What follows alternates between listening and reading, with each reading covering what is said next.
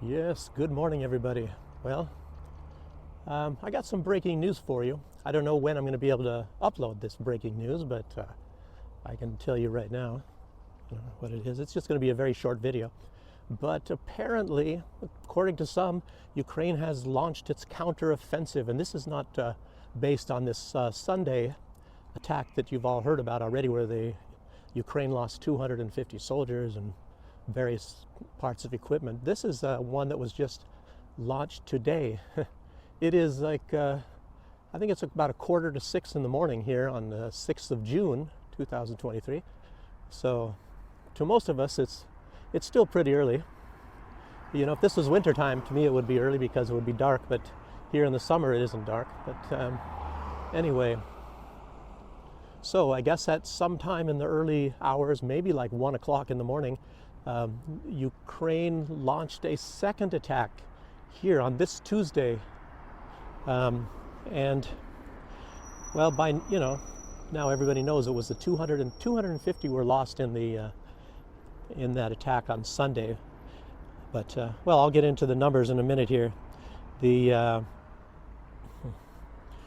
numbers as far as equipment is concerned, they say this one from this morning they lost 8 Leopard tanks, and they lost 3 French light tanks. You know, those ones with rubber tires on them. Looks like they have a big gun. I don't know, but anyway, they're kind of crazy vehicles, as you know. They lost 3 of those, and but altogether it was 28 tanks. They lost 28 tanks. I'm assuming all the other ones were maybe Soviet models or some, old American ones. Who knows? I don't know.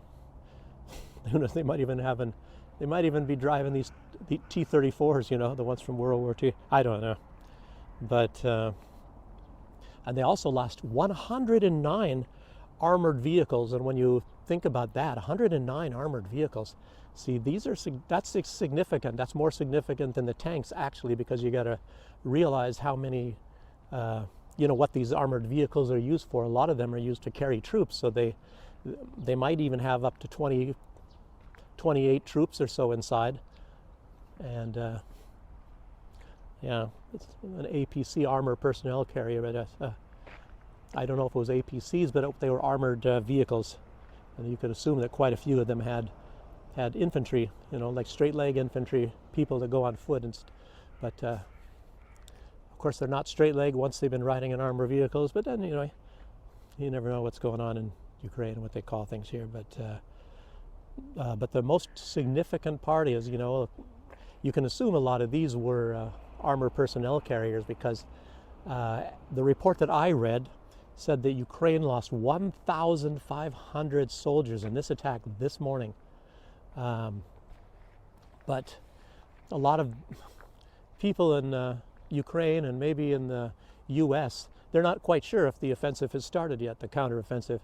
A lot of Ukrainians deny it, and then Podolyak, he's the chief advisor of Zelensky. He said that the counterattack has already started. I think he said that over a week ago.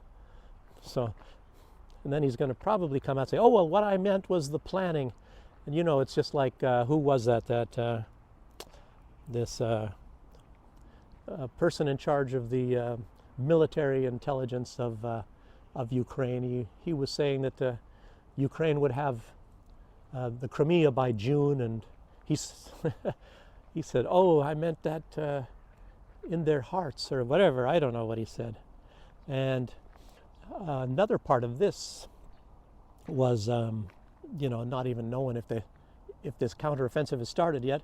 But Robert Kennedy Jr., I guess, some people don't like him, some people do, and he's still, I guess, to a certain extent, a politician. So, somebody was mentioning him, some of his views, and but I've heard different views at different times. And if he goes in the tradition of his father, his uncle, John F. Kennedy, that's going to be, at least there are at least a lot more, on the side of the American people than they are of special interest groups. So you never know, but he doesn't have much of a chance anyway, because he's not going to get the Democratic nomination. It's going to go to Joe Biden, obviously, unless something happens to Joe Biden. Maybe he's going to fall, or I don't know. I'll tell you what, the establishment, they don't really want Joe Biden, and they don't want Robert Kennedy Jr. So anything can happen. You might see some surprise candidate come up. Hillary's going to come and save the day. God. But anyway, Robert Kennedy Jr., he put out also, I think it was yesterday, he said that the total of troops lost by Ukraine is 350,000. If that's anything close to those numbers, that's just incredible. It's a huge loss, and it's very needed manpower to rebuild Ukraine in the future if they ever intend on doing that. Well, the West certainly doesn't, but they want to come in and rape the resources. But they're going to need slave labor. That's what they wanted the Russians. They wanted to keep a significant amount of Russians, even though they want to kill as many Russians as possible, because they need some slaves to come and harvest all these resources for them when they come and take over and split Russia up. And that's actually been put out, believe it or not. So, but there's also a report out that says that Ukraine has lost nearly half of its population already since, if you took a census in 1991 at the collapse of the Soviet Union, nearly half of Ukraine is already gone. But then, of course, you look at some places like Moldova or Transnistria, they're similar numbers, and they don't even have a conflict going on. Belarus lost quite a few people, but it's nowhere near half. They didn't lose half of their people. They lost some people recently when the military operation started, but those people left in protest, and it's not like a huge number, but it was like very significant people. And it's like, a lot of those people are just not, they're not very educated in things other than, say, tech things, and they think that out of the blue that Putin just launched an attack and wanted to go after Ukraine and take it over, and then he wants to go take after the West, or this stuff. All the fake stories. So, and anyway, a lot of those people are just uneducated in reality. So, like they fall for anything that the establishment will tell them to get them to do whatever they want them to do, instead of being free and independent thinking people like those of you that watch this show and watch the other shows, like Earl Grey and Duran, and shows that tell you the truth. So I don't know if there's anything else I wanted to say. All I was just going to say is that they're not even sure if this military offensive has started. I'll tell you what, it's to their advantage to say that it has, because if Ukraine doesn't come out and say, yes, we started this military offensive, then they're just going to have people like Lindsey Graham coming and telling them, start the offensive, and by that time there's not going to be anybody left in Ukraine. But in any case, I was going to go jogging, and I thought instead I would put out this news, especially because there's not, in the mornings, these streets are completely crowded. You can't even hardly walk here because people are going to work. This company, and it's all over in Minsk. There's huge buildings more into the center of the city, and there's thousands and thousands of people that work for this company that's on my street. This is one of the main buildings here, and this was the main plant, but office buildings, there's office buildings, I don't know, a kilometer from here, and there's big ones in town. It's a huge company. It's the Minsk Autozavod. So anyway, I'm gonna cut this off, and I'll get